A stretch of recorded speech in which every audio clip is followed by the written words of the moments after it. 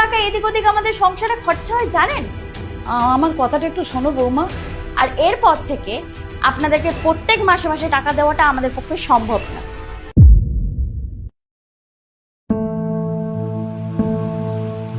ওই দেখো বাবা ঠাম্মি। এতভাবে কাটানোর চেষ্টা করলাম তাও চলে এলো। উফ, আর পারি না। 1 মাস টাকা পাঠানো হয়নি বলে বাড়িতে টাকা আনতে চলে এসেছে।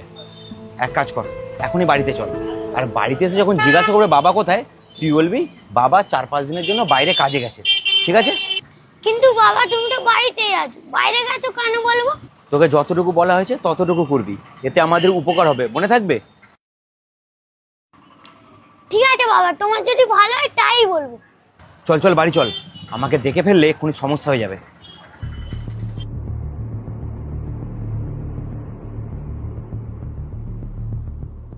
কেমন আছো দীপ্ত? ভালো আছি ঠাম্মি। তুমি এক কাজ করো, তোমার বাবাকে ডাকো। বাবাকে ডাকবো, কিন্তু বাবা তো 2-3 দিন হলো কাজে চলে গেছে। বাইরে চলে গেছে? কিন্তু তোমার বাবার সঙ্গে যে আমার কথা ছিল। বাবার সাথে কি করেছিল ঠাম্মি? আমাকে বলো, আমি বলে দেবো। না না, তোমাকে বলা যাবে না, তুমি তো এখন ছোট, তোমার বাবাকেই কথাটা বলতে হবে। তুমি এক কাজ করো, তোমার বাবাকে একটা ফোন করো। বাবাকে তো ফোনে পাওয়া যাবে না। বাবা যেখানে কাজে গেছে সেখানে নেটওয়ার্কের সমস্যা, আমাদের সাথেই যোগাযোগ হচ্ছে না। তাহলে তো খুব সমস্যা হয়ে গেল, আমার যে খুব দরকার ছিল। আপনার কি দরকার সেটা আমাকে দয়া করে বলুন।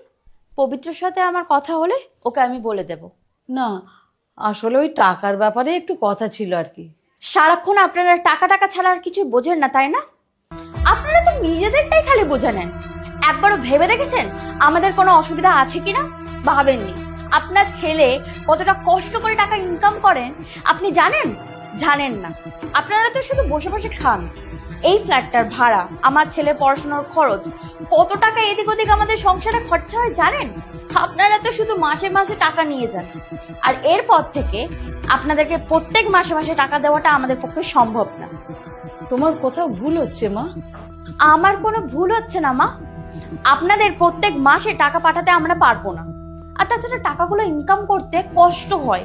প্রত্যেক মাসে আপনাদের এত এত টাকা পাঠালে আমাদের সমস্যা হয়। আমার কথাটা একটু শোনো বৌমা। আসলে আজকে আমি এখানে টাকা নিতে আসিনি, সেদিনকে যখন খোকাকে ফোন করেছিলাম। মা আবার ফোন করছি।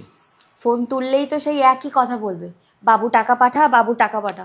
পবিত্র, আমি কিন্তু পরিষ্কার বলে দিচ্ছি, তুমি মাকে বলে দাও যে তোমার এখন টাকা পয়সা